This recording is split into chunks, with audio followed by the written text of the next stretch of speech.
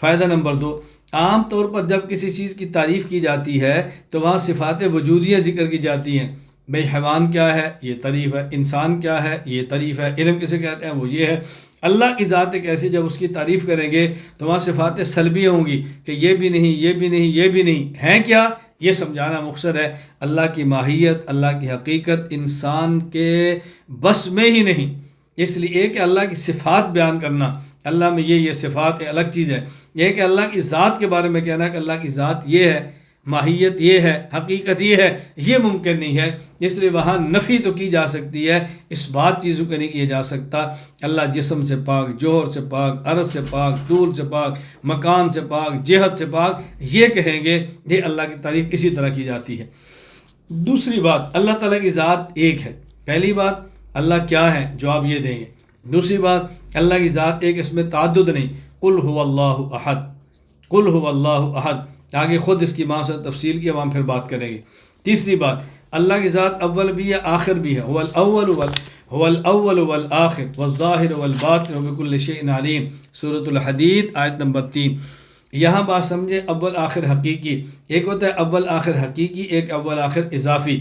جس سے پہلے کوئی نہ آ سکتا ہو اول حقیقی، جس کے بعد کوئی اور نہ آ سکتا ہو آخر حقیقی. جس سے پہلے کوئی آ سکتا ہو اول اضافی، جس کے بعد کوئی آ سکتا ہو آخر اضافی. اللہ اول حقیقی ہیں، آخر حقیقی ہیں. نہ اللہ کے بعد پہلے ہو سکتا ہے، نہ ہی کوئی اللہ کے بعد ہو سکتا ہے. صحیح مسلم حدیث نمبر 2713 پر موجود ہے. حضرت سہیل سے روایت ہے کہ وہ فرماتا ہے کہ میرے والد ابو صالح نے ہمیں فرمایا کہ جب تم سونے کے لیے بستر پر جاؤ تو تم پھر یہ دعا پڑھا کرو. وہ دعا کے آپ نے الفاظ بتائے. وہ دعا کے الفاظ کیا ہیں؟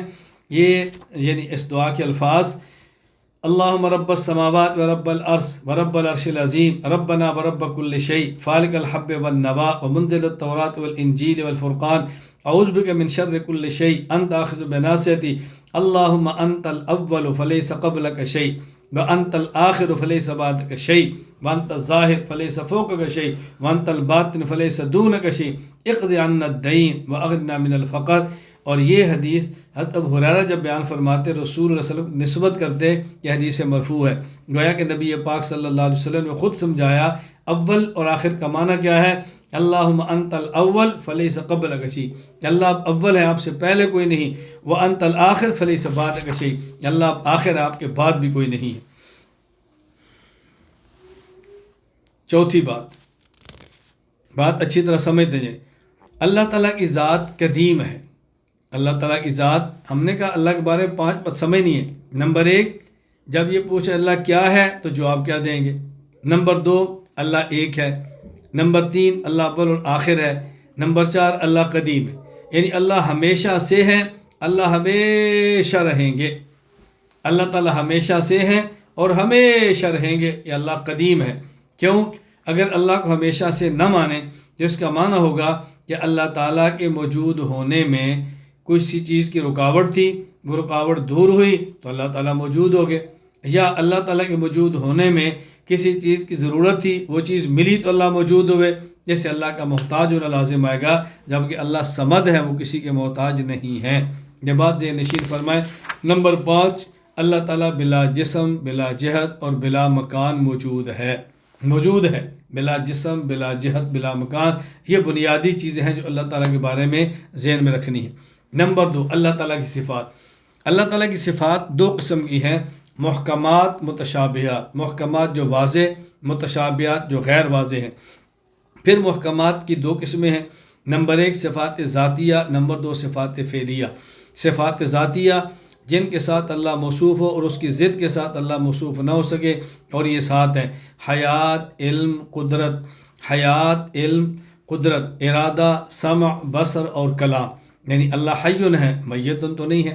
اللہ قادر ہے، عاجز تو نہیں ہے. اللہ تعالیٰ علیم ہے، اللہ جاہل تو نہیں، الیاذ باللہ. تو یہ معنی ہے کہ اللہ تعالیٰ صفت کے ساتھ موصوف ہو، اس کی ضد کے ساتھ موصوف نہ ہو. نمبر 2 صفات فعلیہ. اللہ صفت کے ساتھ بھی موصوف ہوں اور اس کی ضد کے ساتھ بھی موصوف ہوں. جیسے اللہ تعالیٰ محیی ہیں، زندہ کرتے ہیں. اللہ ممیت بھی ہیں، موت دیتے ہیں. اللہ تعالیٰ معز ہیں، عزت دیتے ہیں. اللہ تعالیٰ مذل ہیں، ذلت دیتے ہیں. تو یہ دیکھیں اللہ تعالیٰ کے ساتھ دونوں یعنی صفت بھی ہے، صفت کی ضد بھی ہے، لیکن یہ صفت اللہ کی ذات نہیں، اللہ کے اس کا وقوع اللہ کے غیر پر ہوتا ہے۔ اللہ محیی ہے، زندہ کرتے ہیں کس کو؟ اپنے علاوہ اور کو، مارتے ہیں کس کو؟ اپنے علاوہ اور کو، عزت دیتے ہیں کس کو؟ اپنے علاوہ اور کو۔ تو اس صفت کا وقوع کسی اور پر ہوتا ہے، یہ معنی ہے اس کا کہ اللہ تعالیٰ اس کے صفات کے ساتھ موصوف ہے، ان کی ضد کے ساتھ موصوف ہے، یہ ہے صفات فعلیہ۔ اسی طرح صفات متشابہات بھی دو قسم کی ہے، غیر معلوم المعنی، غیر معلوم المراد۔ غیر معلوم المعنی اور معلوم المراد، نمبر ایک غیر معلوم المعنی، غیر معلوم المراد، لغوی معنی بھی معلوم نہیں، مراد بھی معلوم نہیں۔ نمبر دو معلوم المعنی غیر معلوم المراد، لغوی معنی معلوم ہے اور مراد معلوم نہیں۔ پہلی قسم الف لام میم، یہ کلام ہے، اللہ کی صفت ہے، لیکن اس کے معنی کیا ہے؟ معلوم نہیں، مراد کیا ہے؟ معلوم نہیں۔ دوسری قسم ید اللہ، ید کا معنی معلوم ہے ہاتھ، یہاں مراد کیا ہے وہ ہمیں معلوم نہیں۔ مزید تفصیلات انشاءاللہ آگے پھر اس کی آئیں۔ نمبر تین اسماء باری تعالیٰ، اللہ تعالیٰ جس طرح اپنی ذات و صفات میں یکتا ہے، اللہ تعالیٰ اپنے اسماء کے اندر بھی یکتا ہے، اس پر بھی گفتگو انشاءاللہ ہم آگے کریں گے۔ وملائکتی، اللہ تعالیٰ کے فرشتوں پر ایمان لانا۔ فرشتے اللہ تعالیٰ کی مخلوق ہیں جنہیں اللہ تعالیٰ نے نور سے پیدا فرمایا ہے۔ علامہ عبدالعزیز فرہاروی رحمہ اللہ وفات 1239 ہجری، مرام الکلام فی عقائد الاسلام میں فرماتے ہیں انہا اجسام لطیفۃ نورانیۃ قادرۃ علی التشکل بالاشکال، کہ یہ نورانی فرشتے نور سے پیدا کی جانے والی ایک لطیف مخلوق ہے جو مختلف شکلوں میں آنے پر قدرت رکھتی ہے۔ یہاں چند ایک فوائد ذہن نشین فرما لیں۔ فائدہ نمبر ایک، فرشتے نہ ہی مرد ہیں نہ ہی عورتیں ہیں، نسل ان سے چلنی نہیں ہے، اس لیے نہ ہی مرد ہے اور نہ ہی عورت ہے۔ علامہ عبدالعزیز فرہاروی رحمہ اللہ وفات 1239 ہجری، النبراس فی شرح العقائد میں فرماتے ہیں ولا یوصفون بذکورۃ ولا انوثۃ اذ لم یرد بہ نقل، یہ نہ ہی مذکر نہ ہی مؤنث ہے، کیونکہ قرآن کریم اور احادیث میں اس پر کوئی ذکر نہیں، نہ ہی مذکر ہونے کا نہ ہی ان کے مؤنث ہونے کا۔ اب سوال یہ ہے کہ جب یہ مذکر اور مؤنث نہیں تو قرآن کریم احادیث میں جہاں بھی ان کا تذکرہ کیا ہے تو وہاں صیغہ مذکر کے استعمال میں آخر اس کی وجہ کیا ہے؟ اس کا جواب علامہ عبدالعزیز فرہاروی رحمہ اللہ وفات 1239 ہجری، النبراس فی شرح العقائد میں دیتے ہیں اما التذکیر فی ضمائر و اسناد الافعال فکما فی الاسماء الالہیہ وذالک لشرافۃ التذکیر، ان کے لیے ہمیشہ صیغہ مذکر کے لانا، ہمیشہ فعل کی نسبت مذکر کی کرنا ایسے ہی ہے جیسے اللہ تعالیٰ کی ذات کے بارے میں اللہ مذکر مؤنث ہونے سے پاک ہے، لیکن اللہ کے لیے صیغے ہمیشہ تذکیر اور مذکر کے آتے ہیں، اس کی وجہ مذکر کو مؤنث پر فوقیت ہوتی ہے، اس لیے صیغے مذکر کے لائے جاتے ہیں۔ فائدہ نمبر دو، اللہ تعالیٰ نے جس کام پر انہیں مقرر فرمایا وہ کام خوش اسلوبی سر انجام دے رہے ہیں۔ سورۃ التحریم آیت نمبر 6، لا یعصون اللہ ما امرہم ویفعلون ما یؤمرون۔ فائدہ نمبر 3، فرشتے کھانے اور پینے سے پاک ہیں۔ سورہ ہود آیت نمبر 70، فلما رأى أيديهم لا تصل إليه نكرا وأورث منهم خیفہ، حضرت ابراہیم کے پاس فرشتے آئے علیہ السلام، آپ ان کے لیے دمبا بھون کے لائے، انہوں نے کھانا نہیں کھایا تو آپ کو خوف محسوس ہوا، چونکہ فرشتے کھاتے ہی نہیں تھے تو انہیں نہیں کھانا تھا، اور آئے انسانی شکل میں تھے تو آپ کو پتہ نہیں چلا تو آپ نے خوف محسوس کیا۔ اس دور کا روایت تھا آنے والا مہمان میزبان کے کھانا نہ کھائے تو اس کے ارادے خطرناک محسوس ہوتے تھے۔ فائدہ نمبر 4، ہر وقت اللہ تعالیٰ کی عبادت اور زیادت میں مشغول رہتے ہیں، عبادت اور ریاضت میں۔ سورۃ الانبیاء آیت نمبر 19 اور 20، وَلَهُ مَنْ فِي السَّمَاوَاتِ وَالْأَرْضِ وَمَنْ عِنْدَهُ لَا يَسْتَكْبِرُونَ عَنْ عِبَادَتِهِ وَلَا يَسْتَحْسِرُونَ يُسَبِّحُونَ اللَّيْلَ وَالنَّهَارَ لَا يَفْتُرُونَ۔ فائدہ نمبر 5، فرشتوں کی بعض ذمہ داریاں، یعنی بعض فرشتوں کے ذمہ بعض کام اللہ نے لگائے، وہ مخصوص ذمہ داریاں ہیں۔ بعض فرشتے انبیاء علیہ السلام پر وحی لانے پر مامور ہیں۔ سورۃ النحل آیت نمبر 2، یُنَزِّلُ الْمَلَائِکَةَ بِالرُّوحِ مِنْ أَمْرِهِ عَلَىٰ مَنْ يَشَاءُ مِنْ عِبَادِهِ، فرشتے بعض فرشتے اولیاء کی طرف اللہ کا پیغام لاتے ہیں، یہ وحی نہیں القاء ہے، الہام ہے۔ سورہ آل عمران آیت نمبر 45، اذ قالت الملائکۃ یا مریم ان اللہ یبشرک بکلمۃ من، بعض فرشتے ارواح قبض کرنے پر مامور ہیں۔ سورۃ الانعام آیت نمبر 61، حتی اذا جاء احدکم الموت توفت رسلنا وهم لا یفرطون، بعض فرشتے اعمال لکھتے رہتے ہیں۔ سورہ یونس آیت نمبر 21، ان رسلنا یکتبون ما تمکرون، بعض فرشتوں کی ذمہ داری ہے کہ وہ دیگر مخلوق کی حفاظت کا فریضہ سر انجام دیتے ہیں۔ سورہ رات آیت نمبر 11، لہو معقبات من بین یدیہ ومن خلفی یحفظونہ من امر اللہ، بعض فرشتے جنت کے خازن ہیں، جنت کے داروغے ہیں، جنت کے حارس اور پہرے دار۔ سورۃ الزمر آیت نمبر 73، حتی اذا جاءوها وفتحت ابوابها وقال لهم خزنتها سلام علیکم طبتم فادخلوها خالدین، بعض فرشتے جہنم کے خازن ہیں۔ سورۃ الزمر آیت نمبر 71، حتی اذا جاءوها فتحت ابوابها وقال لهم خزنتها الم یاتکم رسل منکم، بعض فرشتے عرش الہی کو اٹھائے ہوئے ہیں۔ سورۃ المومن آیت نمبر 7، الذین یحملون العرش ومن حولہ یسبحون بحمد ربہم ویؤمنون بہ ویستغفرون للذین آمنوا، یہاں دیکھیں یعنی حاملین فرشت کتنے ہیں؟ حاملین فرشت ہیں 8۔ وَيَحْمِلُ عَرْشَ رَبِّكَ فَوْقَهُمْ يَوْمَئِذٍ ثَمَانِيَةٌ، سورۃ الحاقہ آیت نمبر 17۔ لیکن یہاں ذہن نشین فرما لیں کہ حاملین عرش اس وقت 4 ہیں اور قیامت کے دن مزید 4 ہو کر 8 ہو جائیں گے۔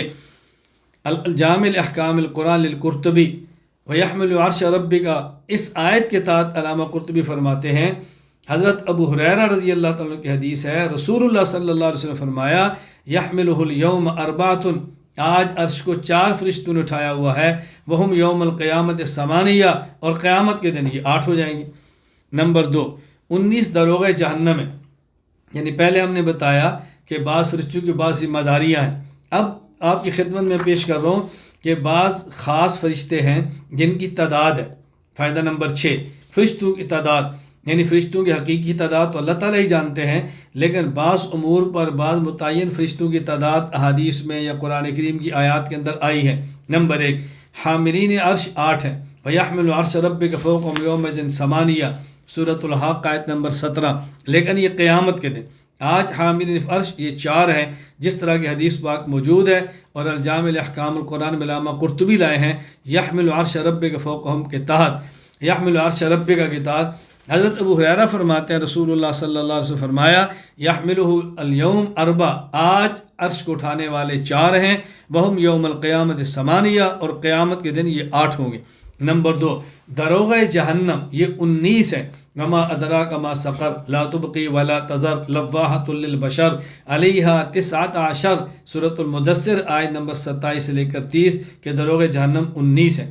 نمبر 3، قبر میں سوال کرنے والے فرشتے 2 ہیں، صحیح بخاری حدیث نمبر 1338۔ انس رضی اللہ عنہ فرماتے ہیں رسول اللہ صلی اللہ علیہ وسلم فرمایا، العبد اذا وضع فی قبر وتولی وذهب اصحاب حتى انه لیسمع قرع نعالهم اتاه ملکان، آدمی کے پاس فرشتے 2 فرشتے قبر کے اندر آتے ہیں جو سوال کرتے ہیں، ایک کا نام منکر ہے اور ایک کا نام نکیر ہے، اس بات عذاب القبر البحقی کے اندر ان کے نام موجود ہیں۔ فائدہ نمبر 7، مقرب فرشتے بڑے مرتبے والے وہ 4 ہیں، حضرت جبرائیل، حضرت میکائیل، اسرافیل اور حضرت اسرائیل۔ تفسیر الدر المنصور، قل من کان عدوا لجبریل، سورۃ البقرہ آیت نمبر 97 کے تحت علامہ جلال الدین عبد الرحمن بن ابو بکر السیوطی شافعی رحمہ اللہ وفات 911 ہجری فرماتے ہیں کہ حضرت ایک شخص نے رسول اللہ صلی اللہ علیہ وسلم سے پوچھا، ای الخلق اکرم علی اللہ، اللہ کے سب سے معزز مخلوق کون سی ہے؟ فرمایا لا ادری، میں نہیں جانتا۔ فجاء جبرائیل، جبرائیل امین ہے، کہا یا جبریل ای الخلق اکرم علی اللہ، اللہ کے یہاں کون سی مخلوق زیادہ عزت والی ہے؟ ہم نے کہا لا ادری، میں بھی نہیں جانتا۔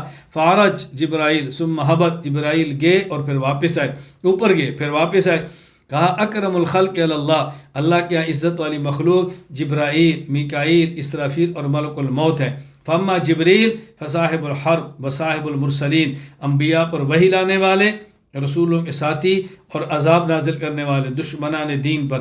واما میکائیل فصاحب کل قطرہ تسقط وکل ورقہ تنبت وکل ورقہ تسقط، اور میکائیل ہر بارش کے قطرے کو برساتے ہیں، ہر اگنے والا پتا، ہر گرنے والا پتا اس پر یہ معمور ہے۔ واما ملک الموت فموکل بقبض کل روح عبد، اور ملک الموت اس کے ذمہ ہر بندے کی روح کو قبض کرنا ہے، فی بر او بحر، وہ بر و بحر میں جہاں بھی ہو۔ اما اسرافیل فامین اللہ بینہ و بینہ، اور حضرت میکائیل اللہ اور اللہ کے مابین یہ امین ہے۔ فائدہ نمبر 8، فرشتوں کے سردار حضرت جبرائیل امین ہیں، سورۃ المعارج آیت نمبر 4۔ تعرج الملائکۃ والروح الیہ فی یوم کان مقدارہ 50,000 سنہ۔ اس آیت کے تحت علامہ سید ابو ثناء محمود آلوسی افندی بغدادی رحمہ اللہ وفات 1270 ہجری روح المعانی میں لکھتے ہیں، ای جبریل علیہ السلام کما ذهب الیہ الجمعور افرد بذکر التمجزی وفضلی بناء علی ان المشہور من انہ علیہ السلام افضل الملائکہ، جبرائیل افضل الملائکہ ہے۔ اسی طرح سورۃ تکویر آیت نمبر 21، انہ لقول رسول الکریم ذی قوت عند ذی العرش مکین مطاع ثم امین، ان کی اطاعت کی جاتی ہے، یہ دلیل ہے ان کے افضل ہونے کی۔ فائدہ نمبر 9، ارواح کو قبض کرنے والے فرشتے ملک الموت، کسی مرفوع حدیث میں ان کا نام تو نہیں آیا، ہاں البتہ بعض آثار میں ان کے نام آئے ہیں۔ ملک الموت کا نام ہے اسرائیل، بعض آثار کے اندر آیا ہے۔ حافظ عماد الدین اسماعیل بن خطیب ابو حفص عمر بن کثیر دمشقی رحمہ اللہ وفات 774 ہجری البدایہ والنہایہ فرماتے ہیں، وَأَمَّا مَلَكُ الْمَوْتِ فَلَيْسَ بِمُصَرَّحٍ بِاسْمِهِ فِي الْقُرْآنِ وَلَا فِي الْأَحَادِيثِ الصِّحَاحِ وَقَدْ جَاءَ تَسْمِيَتُهُ فِي بَعْضِ الْآثَارِ بِإِسرائیل، اسرائیل ان کا نام بعض آثار کے اندر آیا ہے۔ کتاب العظمہ شیخ الاصبہانی، ابو شیخ الاصبہانی نے کتاب العظمہ میں ذکر کیا ہے۔ حضرت وہب بن منبہ رحمہ اللہ فرماتے ہیں، اللہ تعالیٰ نے فرمائے حاتما وکلت بھی یا اسرائیل، یعنی فرمایا کہ اسرائیل میں نے جس کام پر تمہیں مقرر کیا وہ کام میرے پاس لاؤ۔ نام یا رب بھی، نام کہتے ہیں کیوں، فیقول کہتے ہیں یا رب، نام یا رب قبضت روح کذا و کذا انسی و کذا و کذا جنی و کذا و کذا شیطان و کذا و کذا غریق و کذا و کذا حریق و کذا و کذا کافر و کذا کذا شہید و کذا و کذا حدیم و کذا و کذا لدیغ و کذا و کذا فی سہل و کذا و کذا فی جبل و کذا و کذا طیر و کذا و کذا حوام و کذا و کذا وحش فذالک کذا و کذا جملۃ کذا و کذا، یعنی وہ اللہ فرماتے ہیں جو تمہارے ذمہ کام تھا لاؤ، وہ پھر لاتے ہیں۔ یہ اللہ انسان کی روح ہے، یہ جن کی ہے، یہ شیطان کی ہے، یہ پرندے کی ہے، یہ زہر کے ساتھ مرنے والے کی، غرق ہو کر مرنے والے کی، پہاڑ پہ مرنے والے کی، یہ پرندے ہیں، یہ فلاں فلاں، وہ سب کو اللہ کے دربار پہ پیش کرتے ہیں۔ خلاصہ یہ ہے اس آثار میں ان کا نام اسرائیل آیا ہے۔ اسی طرح ابو شیخ نے کتاب العظمہ میں ایک روایت نقل کی ہے، حضرت ابراہیم علیہ نبینا علیہ الصلوۃ والسلام ان نے تسلیما ملک الموت علیہ السلام وصف جبرائیل، اللہ اکبر، حضرت ابراہیم علیہ السلام نے ایک بار ملک الموت سے پوچھا جن کا نام اسرائیل ہے، دیکھو سال ابراہیم ملک الموت وصف اسرائیل، ملک الموت سے پوچھا جس کا نام اسرائیل ہے، وَلَهُ عَيْنَانِ عَيْنٌ فِي وَجْهِ وَعَيْنٌ فِي قَفَاهُ، ایک آنکھ آگے ہے ایک آنکھ پیچھے ہے۔ کہا یا ملک الموت ما تصنع اذا كان نفس بالمشرق ونفس بالمغرب وقل وبا بارض واتقى الزحفان كيف تصنع، اللہ اکبر، کہا اگر زمین میں وبا پھیل جائے، کوئی مشرق میں کوئی مغرب میں، اور بیک وہ سب مرنا شروع ہو جائے تو سب کی روح کیسے قبض کرتا ہے؟ انہوں نے کہا میں کہتا ہوں میں ادعو الارواح باذن اللہ، میں اللہ کے حکم سے ان کو بلاتا ہوں، فیکون بین اصبعی ہاتین، جیسے میری دونگلیاں ہیں نا، اللہ جس طرح میری دونگلیاں اس طرح زمین کو سکیڑ دیا جاتا ہے، ودحیت لی الارض فترکت مثل الطست یتناول منها حیث شاء، میں ارواح کو اللہ حکم سے بلاتا ہوں، میری دو انگلیوں کے درمیان آ جاتی ہیں۔ راوی کہتے ہیں کہ ملک الموت کے لیے زمین سکیڑ دی جاتی ہے اور وہ ایک تھال کی طرح بن جاتی ہے جس میں ملک الموت جہاں سے چاہے ارواح قبض کر لیتے ہیں، اللہ اکبر۔ خیر میں نے صرف یہ 3 آثار پیش بتانے کے لیے کہ ملک الموت کا نام اسرائیل قرآن کریم میں، حدیث پاک میں نہیں، ہاں البتہ بعض آثار کے اندر آیا ہے۔ فائدہ نمبر 10، انسانوں اور فرشتوں کی باہمی فضیلت، یعنی کون سے انسان ملائکہ سے افضل ہیں، کون سے ملائکہ انسانوں سے افضل ہیں، اس کا خلاصہ میں پیش کرتا ہوں، پھر چند ایک عبارات بھی پیش کر دیتا ہوں۔ نمبر 1، انبیاء اور رسل، ملائکہ مقربین جبرائیل، میکائیل، اسرافیل، ملک الموت حاملین عرش سے افضل ہیں۔ نمبر 2، مقربین ملائکہ دیگر ملائکہ اور اولیاء، اتقیاء، صلحاء بشر سے افضل ہیں۔ نمبر 3، اولیاء، اتقیاء، صلحاء خواص انسان عام ملائکہ سے افضل ہیں۔ نمبر 4، عام ملائکہ عام انسانوں سے افضل، عام انسانوں سے مراد جو نیکی کام بھی کرتے ہیں اور جن سے گناہ بھی ہوتا ہے ان سے ملائکہ افضل ہیں۔ یہ موقف اکابرین کی چند ایک عبارات سے ہم نے پیش کیا، وہ چند ایک عبارات میں آپ کی خدمت پیش کر دیتا ہوں بغیر ترجمہ کے، خلاصہ میں نے پیش کر دی ہے۔ علامہ محمد علی بن محمد بن علان بن ابراہیم البکری الصدیقی الشافعی رحمہ اللہ وفات 1057 ہجری دلیل الفالحین لطرق ریاض الصالحین میں فرماتے ہیں ومعنى تفصيل البشر عليهم أن خواصهم وهم الأنبياء أفضل من خواص الملائكة وهم جبريل وإسرافيل وميكائيل وإزرائيل وحملة العرش والمقربون والكروبيون والروحانيون، وخواصهم أفضل من عوام البشر إجمالا بل ضرورة، وعوام البشر وهم الصلحاء دون الفسقة كما قال البيهقي وغير أفضل من عوامهم۔ نمبر 2، علامہ شیخ ابو الحسن محمد بن عبد الہادی السندھی الحنفی رحمہ اللہ، وفات 1138 ہجری، سنن شرح ابن ماجہ حدیث نمبر 3947 کے تحت لکھتے ہیں وہذا موافق لمذہب اہل سنہ من ان خواص البشر افضل من خواص الملائکہ وعوام البشر افضل من عوام الملائکہ قالوا المراد بالعوام الاولیاء الاتقیاء الصلحاء۔ نمبر 3، ابو العباس احمد بن محمد بن مہدی الحسنی الفاسی رحمہ اللہ، وفات 1224 ہجری، تفسیر البحر المدید لن یستنکف المسیح ان یکون عبدا للہ، سورۃ النساء آیت نمبر 172 کے تحت لکھتے ہیں والتحقیق فی المسئلہ ان الانبیاء والرسل افضل من خواص الملائکہ کالمقربین وخواص الملائکہ وهم المقربون افضل من خواص البشر کالاولیاء وخواص البشر افضل من عوام الملائکہ وعوام الملائکہ افضل من عوام البشر۔ علامہ ابو ثنا محمود علوسی افندی بغدادی رحمہ اللہ، وفات 1270 ہجری، احناف اکثر شوافی اور شاعرہ کا مسلک نقل کرتے ہیں، روح المعانی وَلَقَدْ كَرَّمْنَا بَنِي آدم سورۃ الاسراء آیت نمبر 70 کے تحت ان رسل من البشر افضل مطلقا ثم الرسل من الملائکہ علی من سوا من البشر والملائکہ ثم عموم الملائکہ علی عموم البشر وهذا ما علی اصحاب الامام ابی حنیفہ علیہ الرحمہ وکثیر من الشافعیہ والاشعریہ۔ شیخ الاسلام مولانا شبیر احمد عثمانی رحمہ اللہ، وفات 1369 ہجری، تفسیر عثمانی وَلَقَدْ كَرَّمْنَا بَنِي آدم سورۃ الاسراء آیت نمبر 7 کے تحت فرماتے ہیں حنفیہ کی رائے یہ نقل کی ہے کہ رسول بشر رسول ملائکہ سے افضل ہیں، اور رسول ملائکہ باستثناء رسول بشر کے باقی تمام فرشتوں آدمیوں سے افضل ہیں، اور عام فرشتوں کو عام آدمیوں پر فضیلت حاصل ہے۔ وکتبی، آسمانی کتب پر ایمان لانا، اس کو بھی سمجھ لیں۔ فائدہ نمبر 1، اللہ تعالیٰ نے جن و انس کی ہدایت کے لیے مختلف زمانوں میں اپنے نبیوں پر جو کتابیں اور صاحب عطا فرمائے، جس زمانے میں جس نبی پر جو کتاب نازل ہوئی وہ برحق اور سچی تھی۔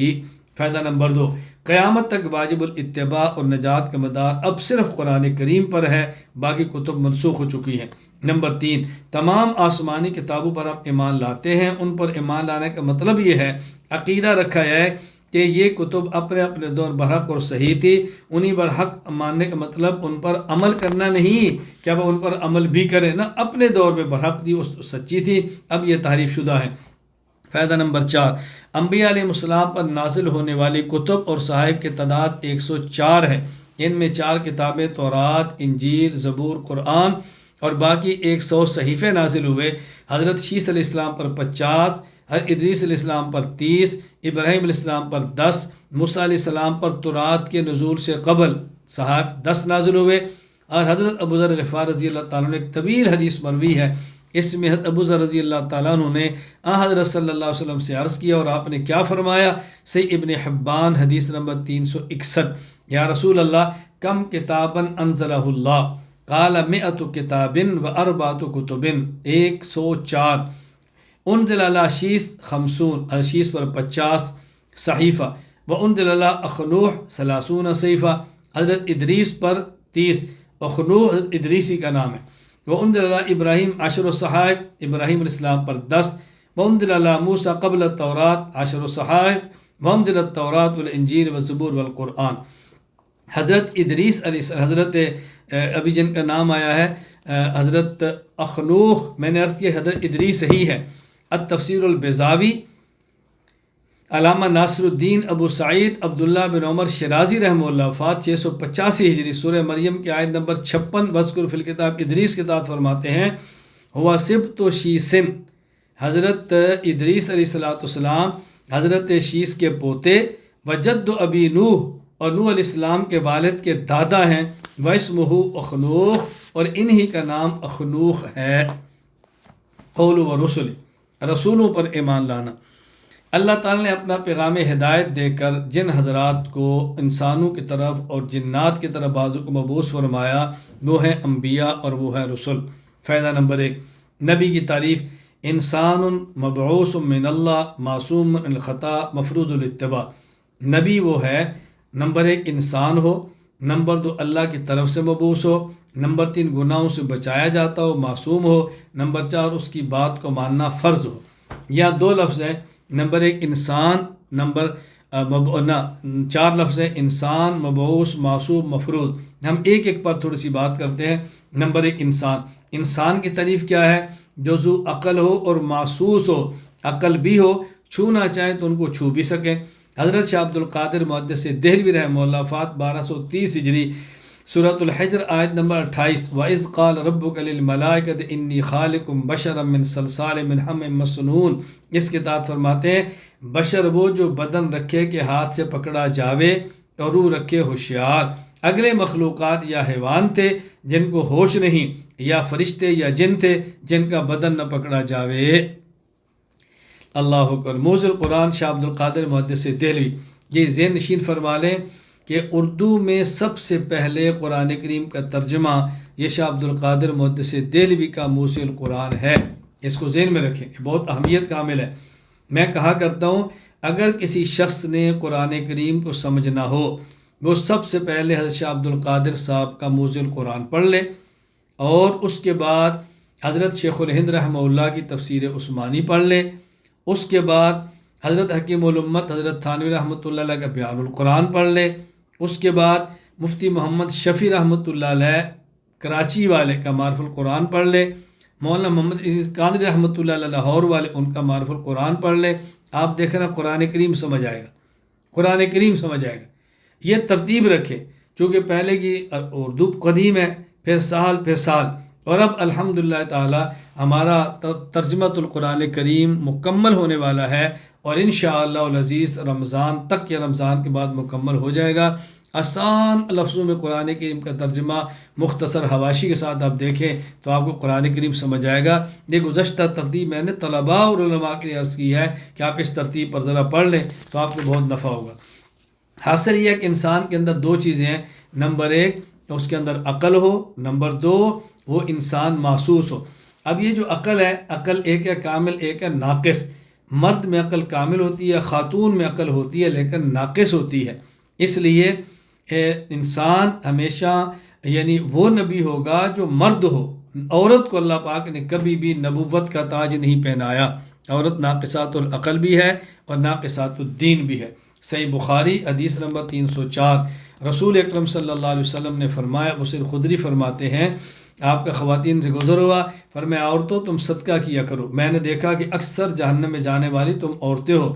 کہا یا رسول اللہ کیوں؟ فرمایا اس لیے کہ تم لان تان بہت کرتی ہو، خامد کی ناشکری بہت کرتی ہو۔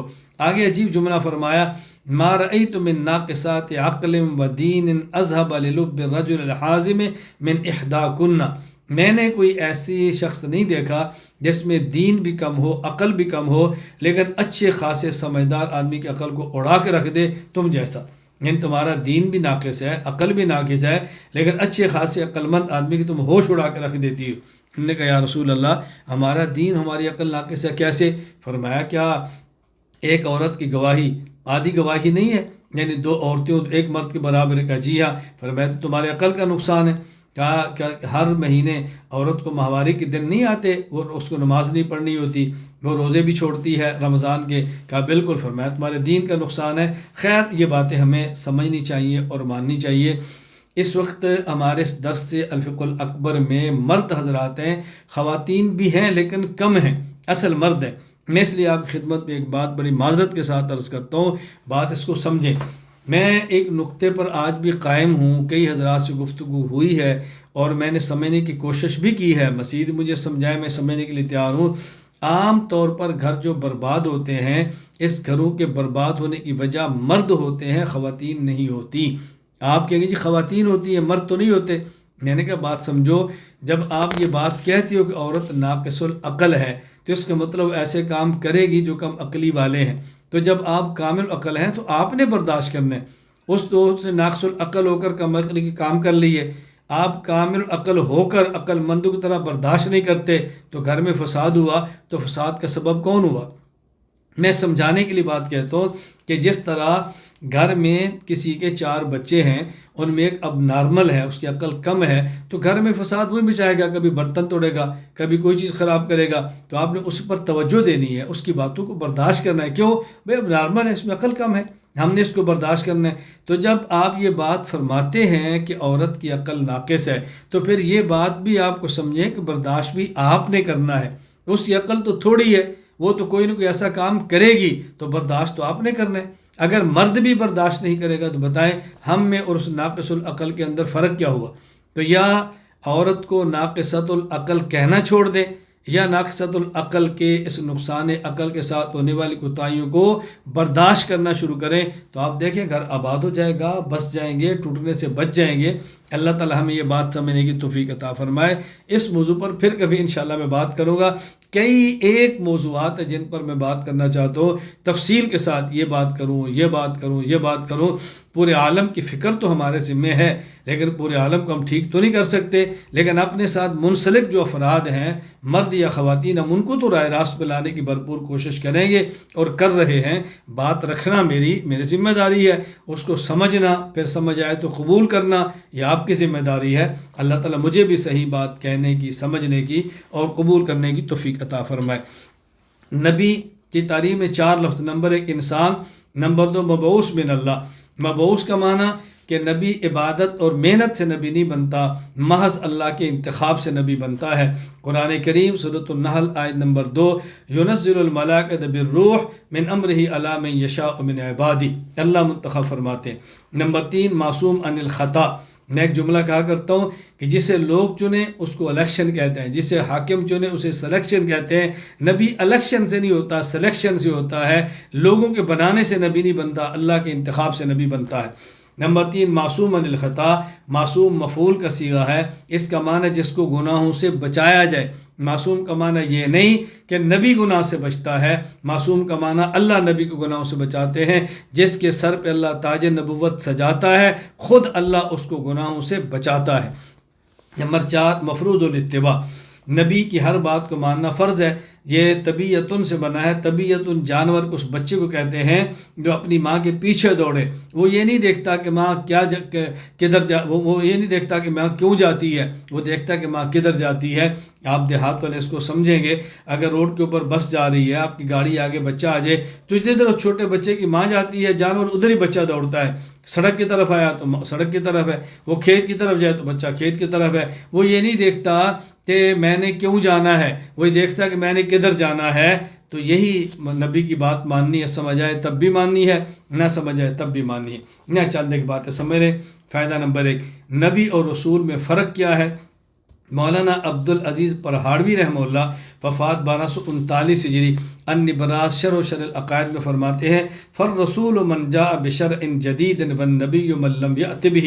جو نئی شریعت کو لائے وہ رسول ہے، اور جو نئی شریعت کو نہ لائے، سابقہ شریعت پر چلے، وہ نبی ہے۔ فائدہ نمبر 2، انبیاء اور رسول کی تعداد کیا ہے؟ مشکات المصابیح باب بدء الخلق و ذکر الانبیاء۔ ابو امامہ فرماتے ہیں، حضرت ابو ذر رضی اللہ عنہ نے عرض کیا: یا رسول اللہ، کم وفاء عدت الانبیاء، انبیاء کی تعداد کتنی ہے؟ آپ نے فرمایا: 100,024 الفا، تقریباً 1,24,000۔ الرسل من ذلك 315 جما غفیرا، اور رسولوں کی تعداد وہ 315 ہیں۔ وہ فرمائے بہت بڑی تعداد ہے۔ یہاں بات یاد رکھیں، جب انبیاء کی تعداد بیان فرمائے تو یوں کہا کریں 1,24,000 کم و بیش انبیاء، حتمی تعداد بیان نہ کریں، کیونکہ جن روایات کا تعداد کا ذکر ان روایات پر کلام ہے۔ نمبر 2، یہ روایات اخبار احاد ہیں، اگر ان کو مان بھی لیا جائے تو نبی کی تعداد قطعی بیان کرنے سے دلیل قطعی چاہیے، دلیل ظنی سے قطعیت سے بات نہیں کر سکتے، تو کم و بیش 1,24,000 کہا کریں۔ نمبر 3، سورۃ النساء نمبر 164، اللہ فرماتا ہے: وَرُسُلًا قَدْ قَصَصْنَاهُمْ عَلَيْكَ مِن قَبْلُ وَرُسُلًا لَّمْ نَقْصُصْهُمْ عَلَيْكَ وَكَلَّمَ اللَّهُ مُوسَىٰ تَكْلِيمًا۔ بعض رسولوں کا تذکرہ اللہ فرماتے ہیں ہم نے پیغمبر آپ کے سامنے کیا ہے اور بعضوں کا نہیں کیا، تو حتمی تعداد تو ہو نہیں سکتی کہ ایسا نہ ہو 1,24,000 سے کچھ کم ہو ہم ان کو چھوڑ دیں۔ ایک کم ہوں اور ہم اس کو نبوت میں شامل کر دیں، اور ہو سکتا ہے کہ 24 سے زیادہ ہوں، ہم ان کو نبوت سے الیاذ باللہ نکال دیں، نہ ہم غیر نبی کو نبی کہہ سکتے ہیں اور نہ نبی کو غیر نبی کہہ سکتے ہیں، ہمارے اختیار میں نہیں ہے، تو بہتر ہے 1,24,000 کم و بیش کہہ دیا جائے۔ فائدہ نمبر 3، نبی کی ذات بشر ہے اور نبی کی صفت نور ہے۔ یہ ذات اور بشر کو مان لیا جائے، یعنی ذات بشر ہے، صفت نور ہے، تو بشر اور نور کے جھگڑے سارے ختم۔ دونوں قسم کی آیات اور حدیث موجود ہیں۔ آپ سماعت فرمائیں سورۃ بنی اسرائیل آیت نمبر 93، قل سبحان ربی هل کنت الا بشر رسولا۔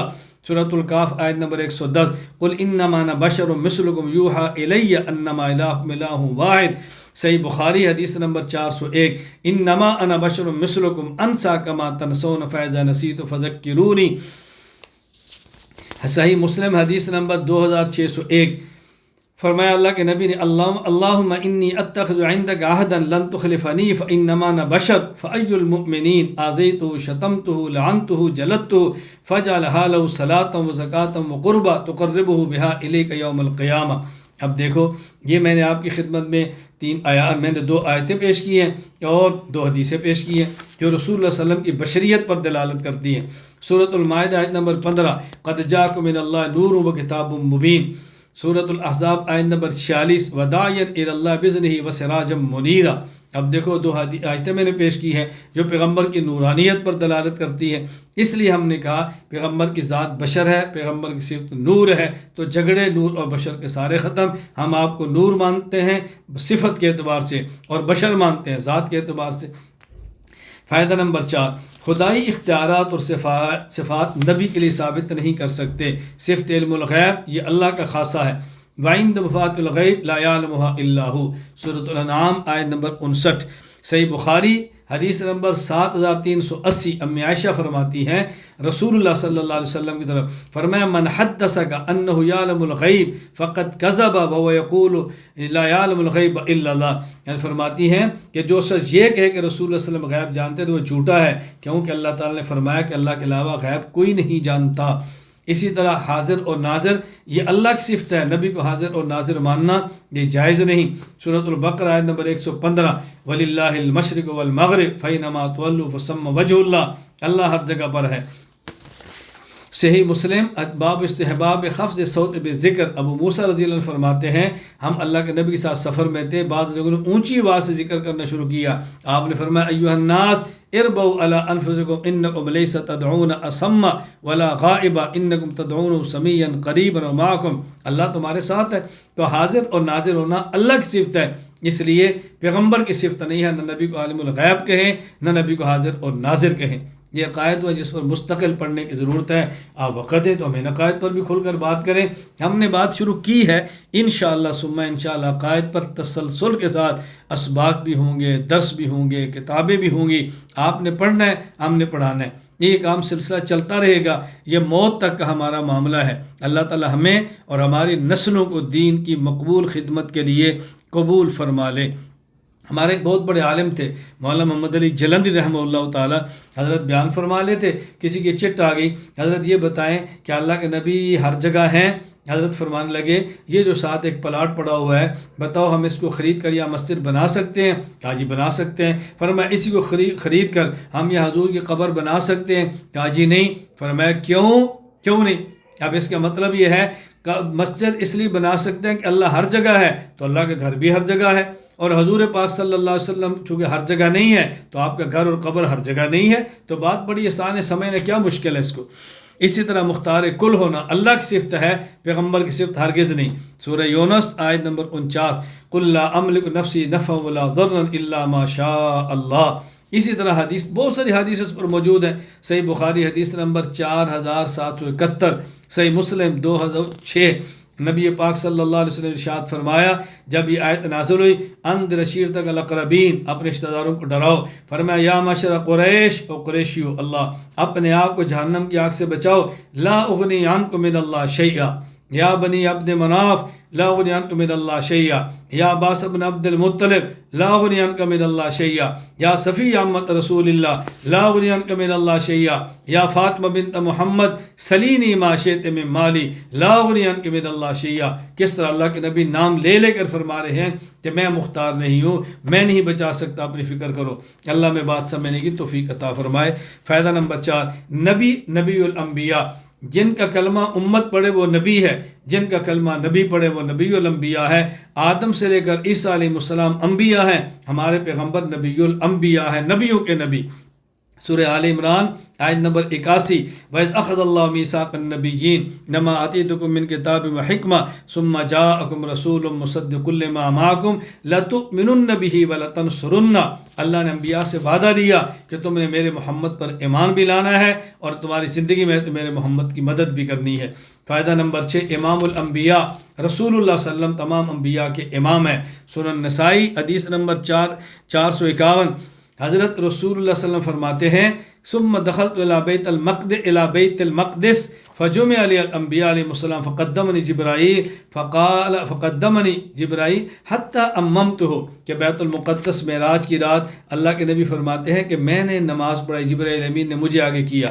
تفسیر ابن کثیر کے اندر ہے، ہم کچھ دیر ٹھہرے، لوگ جمع ہو گئے، مؤذن نے اذان دی، جماعت کھڑی ہو گئی، ہم نے صفیں باندھ لی، ہم منتظر تھے میں امنا امام کون بنے گا، اللہ اکبر۔ فاخذ بیدی جبریل علیہ السلام فقدمنی فصلیت بہم، جبرائیل نے مجھے آگے کھڑا کیا اور میں نے نماز پڑھائی۔ جب نماز سے فارغ پوچھا یا محمد اتدری من صلی خلفک، جانتے ہو پیچھے نماز کس نے پڑھی ہے؟ میں نے کہا نہیں۔ فرمایا صلی خلفک کل نبی بعثہ اللہ عز وجل، آپ کے پیچھے جن نے نماز پڑھی ہے یہ سارے انبیاء ہیں۔ اور بات یاد رکھنا، یہ جو انبیاء نماز پڑھی ہے، انبیاء کی ارواح نے نہیں، انبیاء کی ان اجساد مبارکہ نے نماز پڑھی ہے۔ ملا علی قاری رحمہ اللہ، وفات 1014 ہجری، مرقات المفاتی شرح مشکات المصابی باب فی المعراج میں فرماتے ہیں فإن حقیقت الصلاۃ وہی الاتیان بالافعال المختلفہ انما تکون الاشباء لا للارواح، نماز جو ہوتی ہے وہ انسان افعال کے ساتھ کرتا ہے اور یہ روح کا کام نہیں، جسم کا کام ہے۔ اجساد انبیاء نمازیں پڑھی ہیں، اس لیے وہ نبی اپنے جس اجساد مبارکہ کے ساتھ تھے جو رسول اللہ علیہ وسلم کے ساتھ مقتدی بنے ہیں۔ ہم بڑی آسان سی بات قادیانی سے کہتے ہیں کہ تم یہ بتاؤ، یہ مرزا قادیانی جس کو تم نبی بناتے ہو، نبی کہتے ہو، بھئی معراج کی رات تو حضور کے پیچھے سارے انبیاء موجود تھے، اگر یہ نبی ہوتا یہ بھی کسی صف کے اندر ہوتا، یہ ملعون نبی نہیں تھا، اس صف کے اندر بھی نہیں تھا، یہ بیعت کی پیداوار ہے، اس کو مت نبی کہو۔ اللہ میں بات سمجھنے کی توفیق عطا فرمائے۔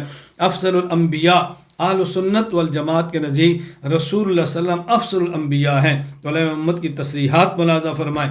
امام فخر الدین ابو عبداللہ محمد بن عمر بن حسین الرازی رحمہ اللہ، وفات 606 ہجری، تفسیر کبیر تلک رسول فضلنا بعضهم علی بعض کے داد فرماتے ہیں محمد صلی اللہ علیہ وسلم افضل الانبیاء۔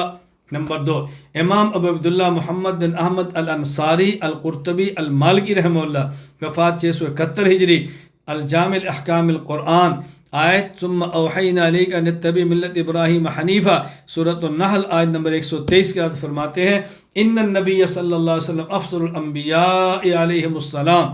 نمبر 3، علامہ علاء الدین علی بن محمد بن ابراہیم البغدادی معروف علامہ خازن رحمہ اللہ، وفات 741 ہجری، تفسیر خازن اولئک الذین ھدی اللہ فبہداہ مقتدی، سورۃ الانعام آیت نمبر 90 کے تحت فرماتے ہیں انہ صلی اللہ علیہ وسلم کان افضل الانبیاء۔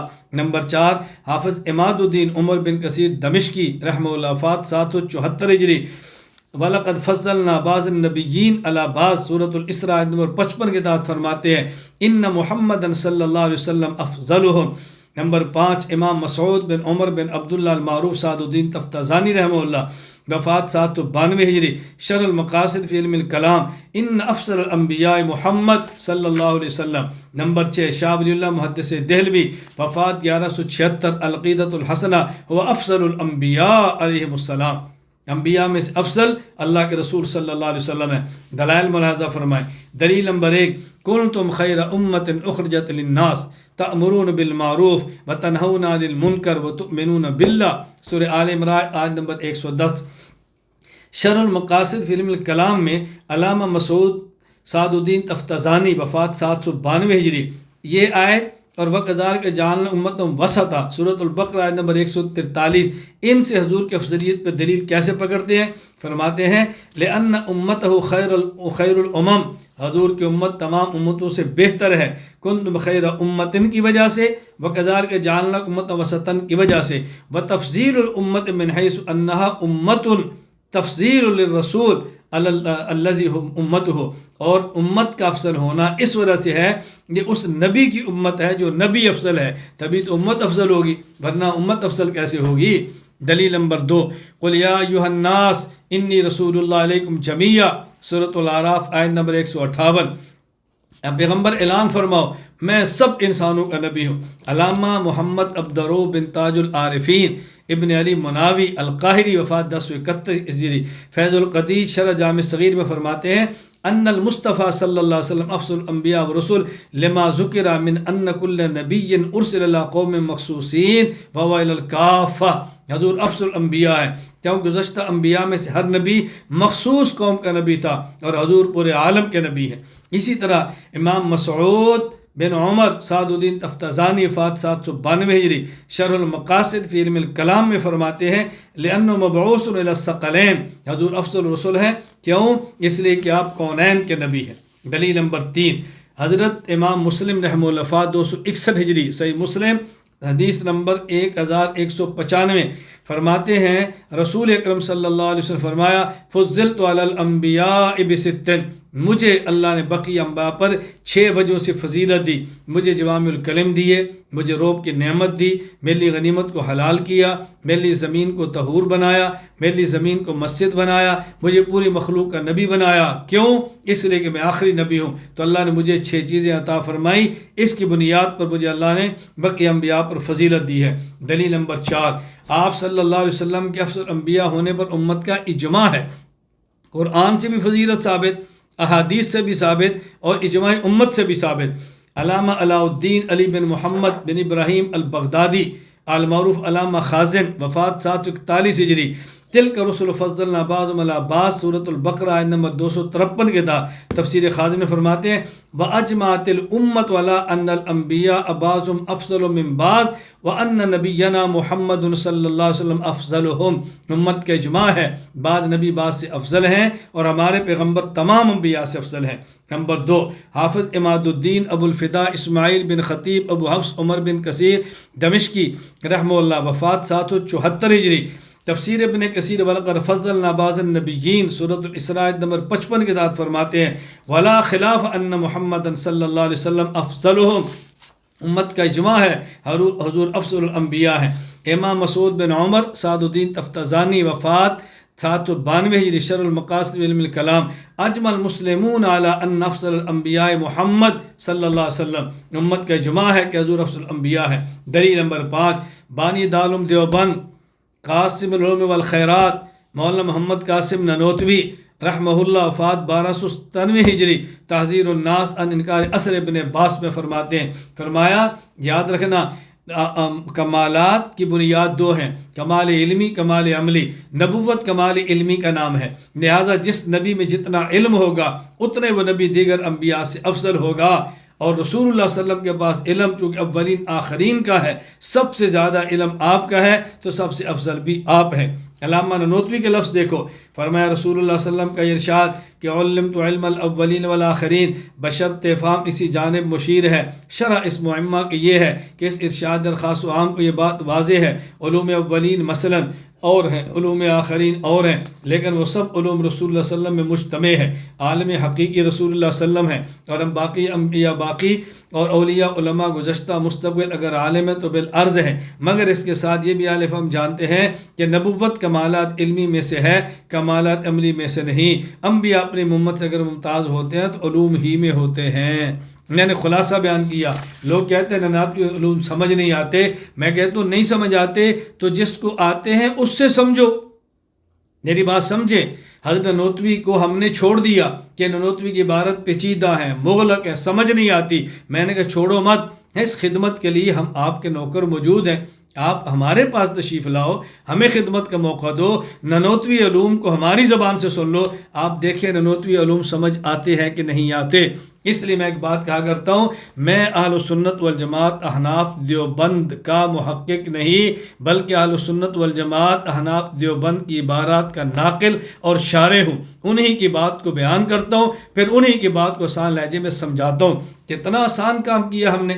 آپ تحذیر الناس کے لیے ارادہ فرمائیں، میں پڑھاتا ہوں، آپ دیکھیں تحذیر الناس کیسے سمجھ آتی ہے۔ ننوتوی علوم کو سمجھو تاکہ پتہ چلے وہ کتنا بڑا شخص تھا، علم کا کتنا بڑا وہ سمندر تھا، علم کا آسمان تھا، اور کتنا بڑا انسان تھا۔ ہم نے اس بنیاد پر چھوڑ دیا ان کے علوم کو پڑھنا کہ جی مشکل ہے۔ بھئی مشکل ہے تو آسان زبان دے دو، کیا فرق پڑتا ہے؟ اللہ میں بات سمجھنے کی توفیق عطا فرمائے۔ فائدہ نمبر 8، نبی العالمین حضور اکرم صلی اللہ علیہ وسلم ہر بستی، ہر قوم، ہر شہر، ہر ملک، ہر عالم کے نبی ہیں۔ وَأَرْسَلْنَاكَ لِلنَّاسِ رَسُولًا وَكَفَىٰ بِاللَّهِ شَهِيدًا، سورۃ النساء آیت نمبر 79۔ علامہ سید ابو ثنا محمود آلوسی، وفات 1270 ہجری رحمہ اللہ، تفسیر روح المعانی میں عجیب بات فرماتے ہیں، ارسلناک للناس رسولا بیان لجلالت منصبہ صلی اللہ علیہ وسلم ومکانت عند ربی سبحانہ بعد ذب عنہ باتم وجہ ففیہ رد ایضا لمن زعم اختصاص رسالت علیہ السلام والسلام بالعرب فتعریف الناس للاستغراق والجار متعلق برسولہ قدم علی للاختصاص الناظر الى قید العموم ای مرسلا لکل الناس لا لبعضهم فقط کما زعموا۔ کتنی پیاری بات فرمائی۔ فرمایا للناس الف لام استغراق کا ہے، رسولا بعد میں ہے، للناس پہلے ہے۔ للناس کو بعد میں ہونا چاہیے، یہ بعد والے کو پہلے کیوں لائے؟ تقدیم ما حق التاخیر یفید الحصر والتخصیص۔ فرمایا اختصاص پیدا کرنے کے لیے کہ ہمارے پیغمبر کی خصوصیت ہے کہ آپ کی رسالت عامہ ہے، رسالت خاصہ نہیں ہے۔ یہ حضور کی افضلیت کی دلیل ہے، کہ پیغمبر کی عظمت کی دلیل ہے۔ خیر ہمارے نبی عام و خاص کے نبی ہیں۔ نمبر 2 سورۃ الاعراف آیت نمبر 158، قل یا ایھا الناس انی رسول اللہ علیکم جمیعا۔ تفسیر ابن کثیر، علامہ ابن کثیر دمشقی رحمہ اللہ وفات 774 ہجری فرماتے ہیں، ای جمیعکم وہذا من شرفہ وعظمتہ انہ خاتم النبیین وانہ مبعوث الی الناس کافہ۔ حضور پوری امت کے نبی ہیں۔ صحیح مسلم ایک تمام تمام انبیاء ثقلین کے نبی ہیں۔ صحیح مسلم حدیث نمبر 1195، حضرت ابو ہریرہ رضی اللہ عنہ کی حدیث، میں نے یہ بھی ابھی عرض کی ہے، رسول اللہ صلی اللہ علیہ وسلم نے فرمایا فضلت علی الانبیاء بست، اللہ نے مجھے 6 چیزیں وہ عطا فرمائی جو پہلے نبیوں کو نہیں دی۔ ان میں ایک چیز ارسلت علی الخلق کافہ، اللہ نے مجھے پوری مخلوق کا نبی بنا کر بھیجا۔ فائدہ نمبر 9، خاتم الانبیاء، باقی انبیاء ہیں، ہمارے پیغمبر خاتم الانبیاء ہیں۔ اللہ اکبر، آپ آخری نبی ہیں۔ ما کان محمد ابا احد من رجالکم ولکن رسول اللہ وخاتم النبیین وکان اللہ بکل شیء علیما، سورۃ الاحزاب آیت نمبر 40۔ اسی طرح صحیح مسلم حدیث نمبر 1195، اللہ کے نبی فرماتے ہیں اللہ پاک نے مجھے انبیاء پر فضیلت دی اور مجھے 6 چیزیں دی جو میری ضرورت تھی۔ وہ ضرورت کیا تھی؟ ختم بی النبیون، اللہ نے مجھ پر نبوت کو ختم فرما دیا ہے۔ اجماع امت، پوری امت کے اجماع کے حضور آخری نبی ہے۔ شیخ امام المواہب عبد الوہاب شعرانی رحمہ اللہ وفات 273 ہجری، الیواقیت والجواہر فی بیان عقائد الاکابر فرماتے ہیں اعلم ان الاجماع قد انعقد علی انہ صلی اللہ علیہ وسلم خاتم المرسلین کما انہ خاتم النبیین۔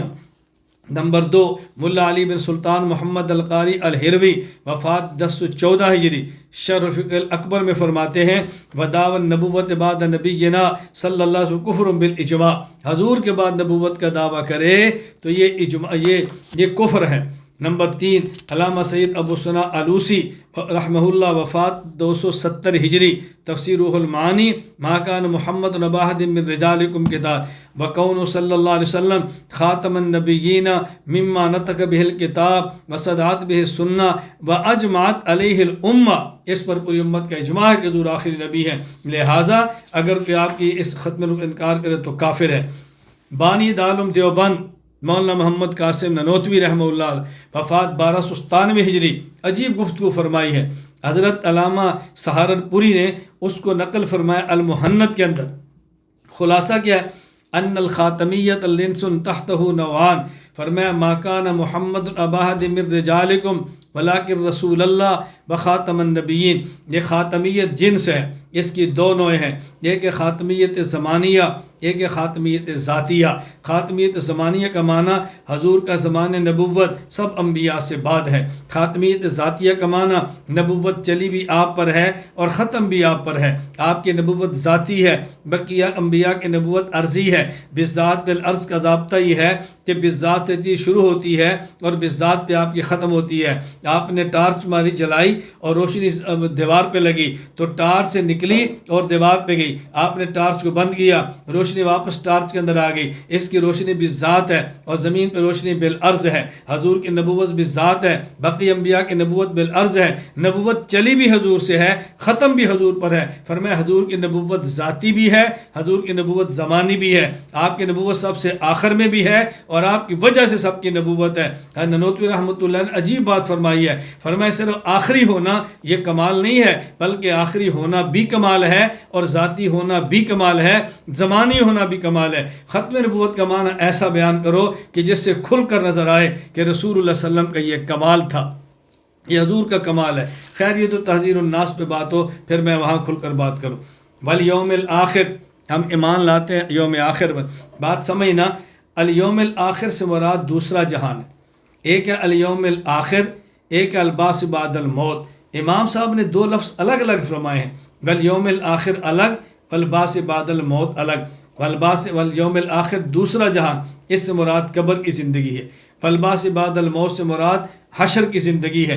तो इमाम साहब ने दोनों का जिक्र किया है, या चंद एक बातें ज़हन नशीन फरमा रहे। नंबर एक, अहले इस्लाम समझते हैं बंदा जब फौत होता है एक जान से दूसरे जान मुंतकिल होता है, और काफिर समझते हैं कि बंदा जब फौत होता है तो ये ख़त्म हो जाता है। इसलिए आप अहले इस्लाम की मसाजिद में ऐलान सुनेंगे, फ़लाँ इंतकाल कर गया, फ़लाँ का विसाल हो गया, फ़लाँ दार फ़ानी से दार जहान में कूच कर गया। इस किस्म के लफ्ज़ होंगे। कभी ये नहीं कहते फ़लाँ मर गया है, ख़त्म हो गया, ऐसा कभी नहीं कहेंगे।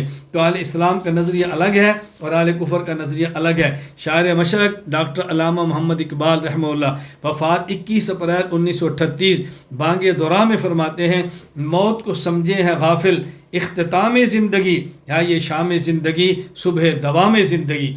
मौत को समझे हैं गाफिल, इख्तिताम ज़िंदगी है ये शाम ज़िंदगी, सुबह दवाम ज़िंदगी। गाफिल से मुराद काफिर। काफिर समझता है ये ज़िंदगी ख़त्म हो गई है, ख़त्म नहीं हुई। यहाँ की ज़िंदगी ख़त्म, अगली ज़िंदगी शुरू। ये ख़त्म नहीं हुई बल्कि ज़िंदगी की शाम है और अगली ज़िंदगी की सुबह है।